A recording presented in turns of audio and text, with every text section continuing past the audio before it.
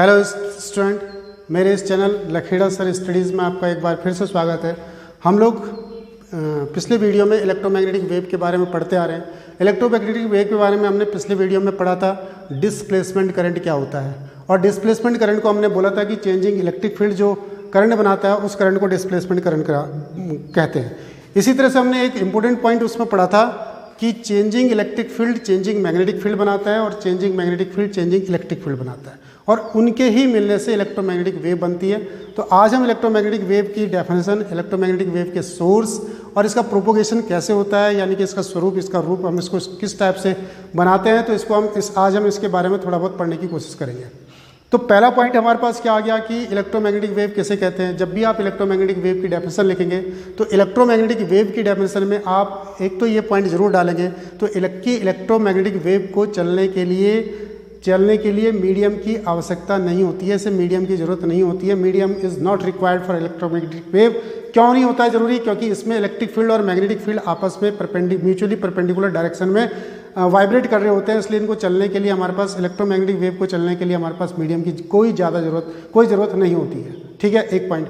दूसरा, electromagnetic wave की जो स्पीड होती है वो 3 × 10⁸ मीटर पर सेकंड होती है। 3 × 10⁸ मीटर पर सेकंड यानी कि लाइट की स्पीड के बराबर चलती हैं। जितनी भी इलेक्ट्रोमैग्नेटिक वेव है, जैसे कि इलेक्ट्रोमैग्नेटिक वेव में आप लाइट वेव ले लिया आपने, जैसे हीट वेव ले लिया आपने, जैसे आपने ले ली रेडियो वेव ले लिया आपने, जैसे एक्सरेज ले लो, ये सारी की सारी इलेक्ट्रोमैग्नेटिक वेव हैं और सबकी स्पीड कितनी होती है? 3 × 10⁸ मीटर पर सेकंड। तीसरा पॉइंट इसमें लिखेंगे कि इसमें इलेक्ट्रिक फील्ड और मैग्नेटिक फील्ड एक दूसरे के म्यूचुअली परपेंडिकुलर डायरेक्शन में वाइब्रेट करते हैं, और propagation of wave electric field और मैग्नेटिक फील्ड के परपेंडिकुलर होता है। कहने का मतलब यह है, यदि इलेक्ट्रिक फील्ड इस डायरेक्शन में है, इलेक्ट्रिक फील्ड इस डायरेक्शन में है, मैग्नेटिक फील्ड दूसरी डायरेक्शन में है, तो वेव इस डायरेक्शन में चलेगी। इलेक्ट्रिक फील्ड और मैग्नेटिक फील्ड एक दूसरे की परपेंडिकुलर डायरेक्शन में है। इलेक्ट्रिक फील्ड ऐसा है, मैग्नेटिक फील्ड ऐसा है, इधर को है चाहे उधर को है, और तो वेव ऐसे चलेगी, तीसरी डायरेक्शन में चलेगी। एक एक्स एक्सिस में होगा, वेव होती है एक्स एक्सिस में, इलेक्ट्रिक फील्ड होता है वाई एक्सिस में, और मैग्नेटिक फील्ड होता है जेड एक्सिस में। तो तीनों एक दूसरे के परपेंडिकुलर होते हैं, propagation of wave, electric field और मैग्नेटिक फील्ड। तो इन्हीं को ध्यान में रख करके कुछ डेफिनेशन के कुछ पॉइंट लिखे। The wave which can propagate in space without any medium. ठीक है, सबको पता है बिना मीडियम के चल सकती है, उन्हें इलेक्ट्रोमैग्नेटिक वेव कहते हैं। The speed of this wave is equal to the speed of light 3 × 10⁸, and in this wave electric field and magnetic field vibrate in mutually perpendicular direction, and propagation of wave is also perpendicular to the magnetic field and electric field. तो ये इसकी definition में आप डाल देंगे। तो इसकी definition की कोई खास बात नहीं है, लिख लेंगे आप। इसके ये तीनों पॉइंट डालने हैं। तीनों पॉइंट क्या डालने हैं कि ये इसको चलने के लिए स्पेस की आवश्यकता नहीं होती है, इसको चलने के लिए हमारे पास किसी प्रकार का इसको चलने के लिए हमारे पास मीडियम की आवश्यकता नहीं होती है। इसकी स्पीड 3 × 10⁸ मीटर पर सेकंड होती है। और तीसरा पॉइंट जो हम इसके अंदर बोल रहे हैं कि इसमें इलेक्ट्रिक फील्ड और मैग्नेटिक फील्ड एक दूसरे के म्यूचुअली परपेंडिकुलर डायरेक्शन में वाइब्रेट करते हैं। अब हम चलते हैं इसके सोर्स पढ़ने, जो हमारे पास मेन काम है कि सोर्स ऑफ इलेक्ट्रोमैग्नेटिक वेव। तो फर्स्ट सोर्स है इलेक्ट्रोमैग्नेटिक वेव का ऑसिलेटिंग और vibrating charge particle. The first source is vibrating और oscillating charge particle. Electromagnetic wave का पहला सोर्स है वाइब्रेटिंग और ऑसिलेटिंग चार्ज पार्टिकल। तो ऑसिलेटिंग या वाइब्रेटिंग चार्ज पार्टिकल से मेरा क्या मतलब है, यहाँ ध्यान दीजिए। ये एक पॉइंट, ये एक चार्ज पार्टिकल है और यहाँ पर कोई पॉइंट है, देखो यहाँ पर कोई पॉइंट है। ये चार्ज पार्टिकल इसकी तरफ को गया, सुनो यहाँ पर ध्यान से देखिए, ये चार्ज पार्टिकल वाइब्रेट कर रहा है ऐसे। तो ये इलेक्ट्रोमैग्नेटिक वेव कैसे बना सकता है, इसके बारे में बात कर रहे हैं हम यहाँ पर। ये एक चार्ज पार्टिकल है, इसकी तरफ को आएगा, इसकी तरफ को आएगा तो डिस्टेंस कम होगी, डिस्टेंस कम होगी तो इलेक्ट्रिक फील्ड क्या हो जाएगा? बढ़ जाएगा। इससे दूर जाएगा तो इलेक्ट्रिक फील्ड घट जाएगा, इससे फिर पास जाएगा तो इलेक्ट्रिक फील्ड बढ़ जाएगा, इलेक्ट्रिक फील्ड घट जाएगा। इलेक्ट्रिक फील्ड इंक्रीज हो रहा है, डिक्रीज हो रहा है, इंक्रीज हो रहा है, डिक्रीज हो रहा है। Electric field is increasing, electric field is decreasing, increase decrease, यानी कि इलेक्ट्रिक फील्ड चेंज कर रहा है, वेरी कर रहा है इलेक्ट्रिक फील्ड। और ये जो चेंजिंग इलेक्ट्रिक फील्ड है या वेरिंग इलेक्ट्रिक फील्ड है, क्या बनाएगा? ये electric field changing electric field या चेंजिंग ये varying electric field magnetic field बनाएगा। दोबारा, यहाँ पर पॉइंट है, ये एक चार्ज पार्टिकल है, वाइब्रेट कर रहा है। वाइब्रेट करने से क्या चेंज हो रहा है? इलेक्ट्रिक फील्ड डिक्रीज कर रहा है, इंक्रीज कर रहा है, सॉरी इंक्रीज कर रहा है, डिक्रीज कर रहा है, इंक्रीज कर रहा है, डिक्रीज कर रहा है। तो यानी कि इलेक्ट्रिक फील्ड चेंज हो रहा है। ये वेरिंग इलेक्ट्रिक फील्ड है। वेरिंग इलेक्ट्रिक फील्ड या चेंजिंग इलेक्ट्रिक फील्ड क्या बनाता है? चेंजिंग मैग्नेटिक फील्ड बनाता है, और वो चेंजिंग मैग्नेटिक फील्ड वापस क्या बना देता है? चेंजिंग इलेक्ट्रिक फील्ड बना देता है। इस प्रकार से इलेक्ट्रोमैग्नेटिक वेव बन जाती है। बात समझ में आ गई कि वाइब्रेटिंग चार्ज पार्टिकल या ऑसिलेटिंग चार्ज पार्टिकल ये इलेक्ट्रोमैग्नेटिक वेव का प्रोडक्शन कैसे करता है? इस पॉइंट पर इलेक्ट्रिक फील्ड बढ़ रहा है, इलेक्ट्रिक फील्ड घट रहा है, इलेक्ट्रिक फील्ड बढ़ रहा है, घट रहा है, इलेक्ट्रिक फील्ड चेंज हो रहा है। इलेक्ट्रिक फील्ड के चेंज होने से मैग्नेटिक फील्ड बन रहा है, और मैग्नेटिक फील्ड जो चेंजिंग मैग्नेटिक फील्ड है वो वापस क्या प्रोड्यूस करेगा? वापस इलेक्ट्रिक फील्ड प्रोड्यूस करेगा, वापस वो इलेक्ट्रिक फील्ड वापस मैग्नेटिक फील्ड बनाएगा, और इस प्रकार इलेक्ट्रोमैग्नेटिक वेव बन जाएंगी। तो पहला इसका सोर्स हो गया। सोर्स नंबर इसका 2 है। सेकंड सोर्स है इसका किसका? इलेक्ट्रोमैग्नेटिक वेव को प्रोड्यूस करने का सोर्स नंबर 2 है। एक तो वाइब्रेटिंग या ऑसिलेटिंग चार्ज पार्टिकल हो गया, एक हो गया हमारे पास एक्सेलरेटिंग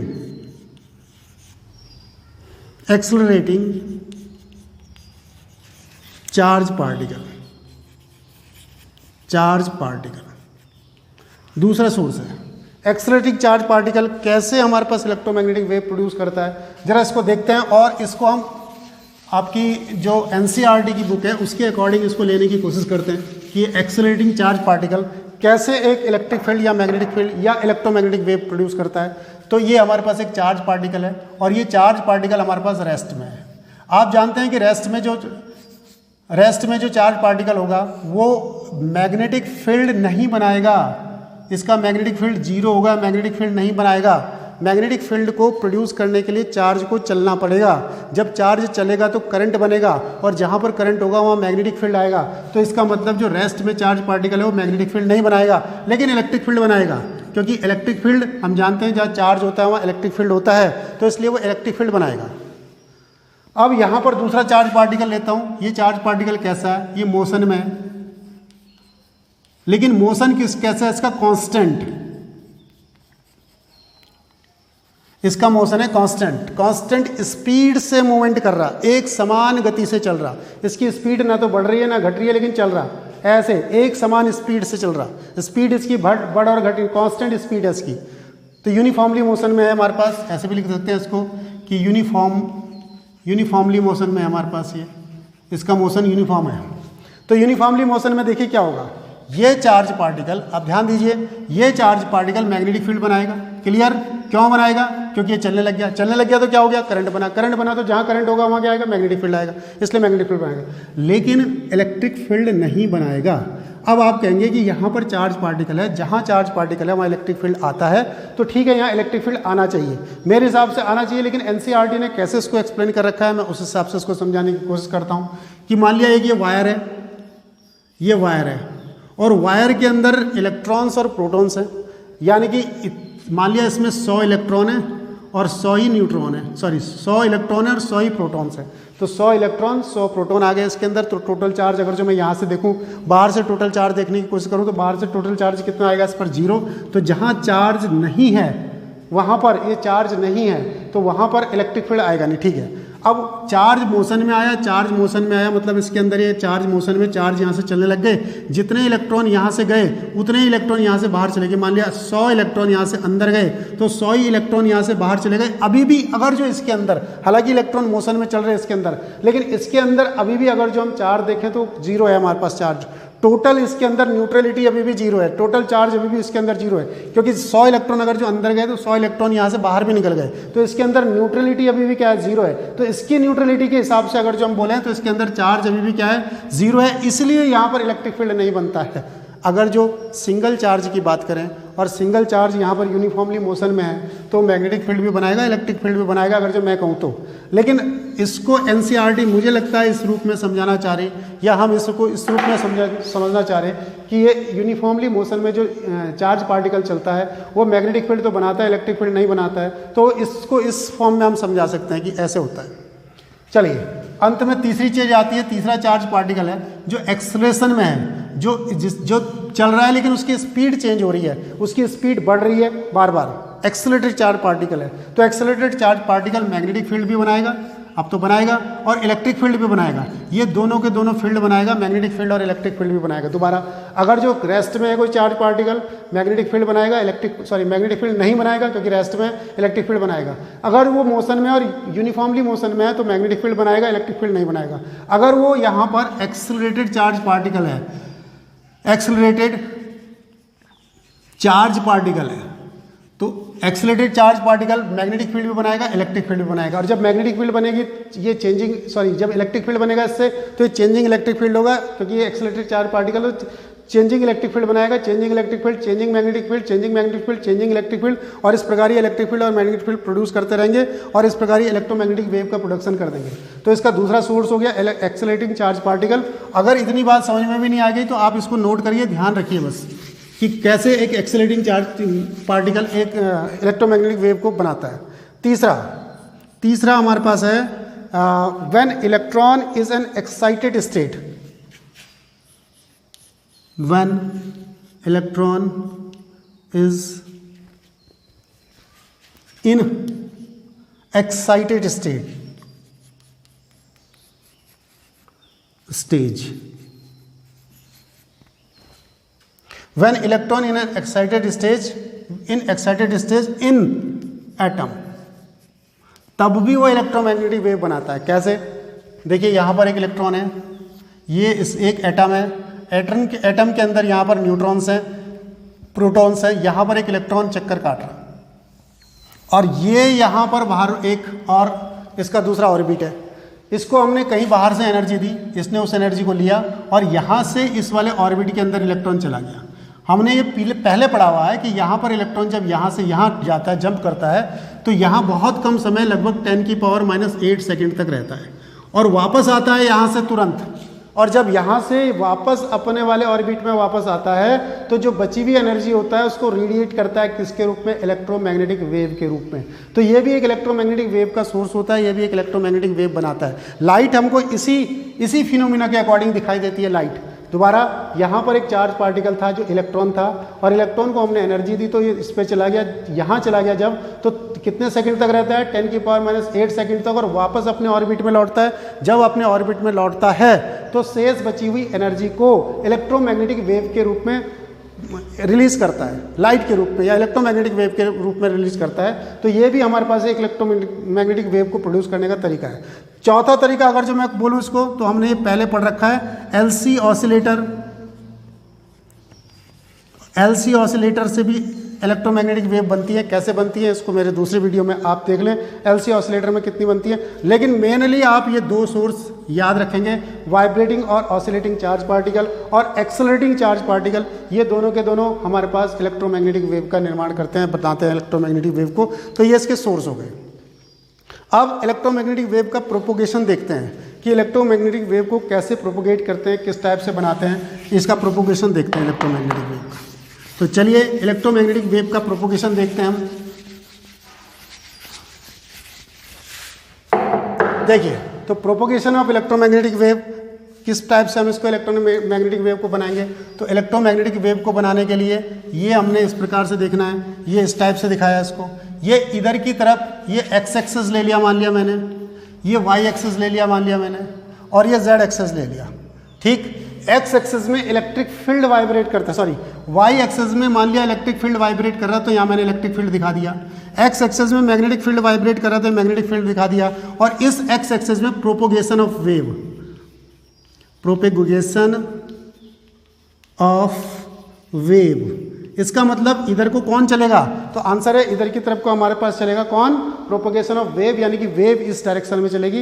एक्स एक्सेस में कौन चलेगा? तो एक्स एक्सेस में वेव चलेगी। इलेक्ट्रिक फील्ड इधर, मैग्नेटिक फील्ड, तीनों एक दूसरे की परपेंडिकुलर डायरेक्शन में। अब देखिए यहाँ पर एक चेंजिंग इलेक्ट्रिक फील्ड बनेगा। बोलिए ठीक है, चेंजिंग इलेक्ट्रिक फील्ड कौन बना रहा होगा? वही ऑसिलेटिंग चार्ज पार्टिकल। देखिए कभी इसका इलेक्ट्रिक फील्ड बढ़ रहा होगा, कभी इसका इलेक्ट्रिक फील्ड घट रहा होगा। तो देखिए इलेक्ट्रिक फील्ड बढ़ रहा, ये इलेक्ट्रिक फील्ड देखो बढ़ गया और बढ़ गया और बढ़ गया, मैक्सिमम हो गया, घट गया और घट गया और घट गया, मिनिमम हो गया। क्या चीज़ है ये? इलेक्ट्रिक फील्ड है। कैसा इलेक्ट्रिक फील्ड है? चेंजिंग इलेक्ट्रिक फील्ड है, वेरिंग इलेक्ट्रिक फील्ड है। चेंजिंग इलेक्ट्रिक फील्ड क्या बनाता है? तो आंसर है changing electric field changing magnetic field बनाता है। और किस डायरेक्शन में बनाता है? परपेंडिकुलर डायरेक्शन में। अगर इलेक्ट्रिक फील्ड इधर है तो मैग्नेटिक फील्ड इधर बनेगा। चलिए मैग्नेटिक फील्ड भी बनाते हैं। तो ये हमारा मैग्नेटिक फील्ड बन गया, इलेक्ट्रिक फील्ड इस डायरेक्शन में, मैग्नेटिक फील्ड इस डायरेक्शन में। ये आ गया हमारे पास magnetic field, magnetic field, magnetic field, magnetic field, ये मैग्नेटिक फील्ड। ये कैसा मैग्नेटिक फील्ड है? वेरी कर रहा है अभी, कम ज़्यादा ज़्यादा कम कम कम कम। ये यहाँ पर इलेक्ट्रिक ये मैग्नेटिक फील्ड बढ़ा और बढ़ा और बढ़ा, मैक्सिमम हो गया, मिनिमम अब घटने लग गया और मिनिमम हो गया मैग्नेटिक फील्ड। जहाँ पर इलेक्ट्रिक फील्ड मैक्सिमम होगा वहाँ पर मैग्नेटिक फील्ड भी मैक्सिमम होगा। जहाँ पर इलेक्ट्रिक फील्ड ये वाला, जहाँ पर इलेक्ट्रिक फील्ड मैक्सिमम वहाँ पर मैग्नेटिक फील्ड भी मैक्सिमम, जहाँ इलेक्ट्रिक फील्ड मिनिमम वहाँ मैग्नेटिक फील्ड भी मिनिमम होगा हमारे पास। तो दोनों एक साथ मैक्सिमम और एक साथ मिनिमम होंगे। ये इस डायरेक्शन में इलेक्ट्रिक फील्ड था, इसके परपेंडिकुलर डायरेक्शन में क्या बना? Magnetic field. ये इलेक्ट्रिक फील्ड कैसा था? तो चेंजिंग इलेक्ट्रिक फील्ड था। मैग्नेटिक फील्ड भी कैसा बना? Changing magnetic field. अब ये चेंजिंग मैग्नेटिक फील्ड वापस क्या बनाएगा? इलेक्ट्रिक फील्ड बनाएगा। तो इसने इलेक्ट्रिक फील्ड बना दिया, इसकी परपेंडिकुलर डायरेक्शन में यानी कि वाई एक्सिस में बनाएगा और इधर बनाएगा। इधर क्यों बनाएगा? इधर क्यों बनाएगा? इधर क्यों बनाएगा? वापस इधर को क्यों नहीं बनाया? क्यों? इसलिए बनाया क्योंकि ये मैग्नेटिक फील्ड किसके कारण बना? ये इस इलेक्ट्रिक फील्ड के कारण बना। तो वो उसका अपोज करता है, इसका अपोज करेगा। लेंज़ेस लॉ है ना कि ये मैग्नेटिक फील्ड क्यों बना? इस चेंजिंग इलेक्ट्रिक फील्ड के कारण बना, और इस चेंजिंग इलेक्ट्रिक फील्ड का अपोज करेगा। अपोज करेगा मतलब इसके विपरीत उल्टी डायरेक्शन में बनाएगा। उल्टी डायरेक्शन में इलेक्ट्रिक फील्ड बना दिया, तो यहाँ पर इसने उल्टी डायरेक्शन में वापस इलेक्ट्रिक फील्ड बना दिया, तो ये वापस इलेक्ट्रिक फील्ड बन गया। ये वेरिंग इलेक्ट्रिक फील्ड बनाया इसने यहाँ पर, और ये वेरिंग इलेक्ट्रिक फील्ड फिर दोबारा से क्या बनाएगा? चेंजिंग मैग्नेटिक फील्ड बनाएगा। किधर बनाएगा? तो ऐसे ही वाई एक्सेस में बनाएगा। तो वाई एक्सेस में बना देगा हमारे पास ये एक्स एक्सेस में, फिर वाई एक्सेस में, ये एक्स एक्सेस में, ये फिर वाई एक्सेस में आ जाएगा हमारे पास। ये फिर मेरे पास यहाँ पर से वाई एक्सेस में आ जाएगा इस टाइप से। तो ये मैग्नेटिक फील्ड बन गया, ये मैग्नेटिक फील्ड बन गया, चेंजिंग मैग्नेटिक फील्ड बन गया, चेंजिंग मैग्नेटिक फील्ड बन गया, ये चेंजिंग मैग्नेटिक फील्ड। तो देखिए इस इलेक्ट्रिक फील्ड ने मैग्नेटिक फील्ड बनाया, इस मैग्नेटिक फील्ड ने इलेक्ट्रिक फील्ड बनाया, इस इलेक्ट्रिक फील्ड ने मैग्नेटिक फील्ड बनाया, ये मैग्नेटिक फील्ड वापस इलेक्ट्रिक फील्ड बनाएगा, ये इलेक्ट्रिक फील्ड वापस मैग्नेटिक फील्ड बनाएगा। इस प्रकार से इलेक्ट्रोमैग्नेटिक वेव लगातार बनती जाएंगी और आगे की तरफ को बढ़ती जाएंगी। इसलिए इलेक्ट्रोमैग्नेटिक वेव की एक प्रॉपर्टी होती है कि electromagnetic wave are autonomous. Autonomous का मतलब है इनको सोर्स की जरूरत नहीं पड़ती है। यहाँ पर सन में मान लिया सूर्य के अंदर से इलेक्ट्रोमैग्नेटिक वेव्स निकल रही हैं, यानी कि लाइट निकल रही है, तो क्या होगा? वहाँ पर कोई पार्टिकल वाइब्रेट कर रहा, उसमें से वाइब्रेटिंग चार्ज पार्टिकल ने इलेक्ट्रिक फील्ड बनाया, इलेक्ट्रिक फील्ड ने मैग्नेटिक फील्ड, मैग्नेटिक फील्ड ने इलेक्ट्रिक फील्ड, इलेक्ट्रिक फील्ड ने मैग्नेटिक फील्ड। अब उस सोर्स की इनको कोई ज़रूरत नहीं है, अपने आप चलती जाएंगी, इलेक्ट्रिक फील्ड मैग्नेटिक फील्ड बन जाएंगे। ऐसी वेव्स इसको बोलते हैं हम ऑटोनोमस होती हैं। ये जो वेव्स होती हैं इलेक्ट्रोमैग्नेटिक, यानी कि इनको सोर्स की भी जरूरत नहीं पड़ती है आगे चलने के लिए बाद में। तो ऐसी वेव्स हमारे पास ऑटोनोमस वेव्स कहलाती हैं। तो ये इनका जो नेचर लिखेंगे, अगर जो हम कभी इनकी जो विशेषताएं लिखेंगे, इनकी जो प्रॉपर्टीज लिखेंगे, उसमें है कि ये वेव्स जो होती हैं ऑटोनोमस होती है। तो ऑटोनोमस होती है, स्पीड लाइट के स्पीड के बराबर होती है। इलेक्ट्रिक फील्ड मैग्नेटिक फील्ड आपस में वाइब्रेट कर रहे होते हैं। इलेक्ट्रिक फील्ड मैग्नेटिक फील्ड और प्रोपेशन एक दूसरे के परपेंडिकुलर होते हैं। ये सब चीज़ें इसके अंदर आ जानी चाहिए। इनकी स्पीड लाइट की स्पीड के बराबर होती है, और भी इसकी जो प्रॉपर्टी होगी तो प्रॉपर्टी को हम नेक्स्ट टाइम पढ़ लेंगे। अच्छा, एक चीज़ और मैं इसको बताना चाह रहा, ये इलेक्ट्रिक फील्ड जो है इसको ये वाई एक्सिस में, और इसका जो इक्वेशन होता है वो e naught sine omega t minus के एक्स होता है। और ये इधर की तरफ को ये क्या होता है? ये जेड एक्सिस में है, तो इसके लिए B naught sine omega T और माइनस के एक्स। इसमें भी इस तरफ के लिए ये हमारे पास इसका फॉर्मूला होता है। तो ये बी नॉट क्या है? मैक्सिमम मैग्नेटिक फील्ड, और ये क्या है? Maximum electric field. ये मैक्सिमम इलेक्ट्रिक फील्ड और ये यहाँ पर मैक्सिमम मैग्नेटिक फील्ड शो कर रखा हमने यहाँ ये इसमें। तो ये इसकी इक्वेशन होती है, इसको भी ध्यान रख लें। ये इक्वेशन क्यों आई? क्योंकि जो इलेक्ट्रोमैग्नेटिक वेव होती है इनका नेचर कैसा होता है? ट्रांसवर्स। ये ट्रांसवर्स वेव है, क्योंकि इलेक्ट्रिक फील्ड इधर को चल रहा है और वाइब्रेशन देखो किधर को हो रहा है? म्यूचुअली परपेंडिकुलर डायरेक्शन में इलेक्ट्रिक फील्ड और मैग्नेटिक फील्ड वाइब्रेट कर रहे हैं। तो जब प्रोपेशन ऑफ वेव और पार्टिकल का जो वाइब्रेशन होता है एक दूसरे के परपेंडिकुलर होता है, तो इस प्रकार की वेव को हम ट्रांसवर्स वेव कहते हैं। तो इनका इक्वेशन ये बन जाएगा, ये भी आप ध्यान रखेंगे। तो इसको पढ़िए कि इसका स्वरूप कैसा होता है। ये बार बार एग्जाम में पूछा हुआ क्वेश्चन है कि इलेक्ट्रोमैग्नेटिक वेव को बना करके दिखाइए। तो अब इसको बनाना कोई ज़्यादा कठिन बात आपके लिए होगी नहीं, तो इसलिए आज की वीडियो में इतना ही। थैंक यू, धन्यवाद।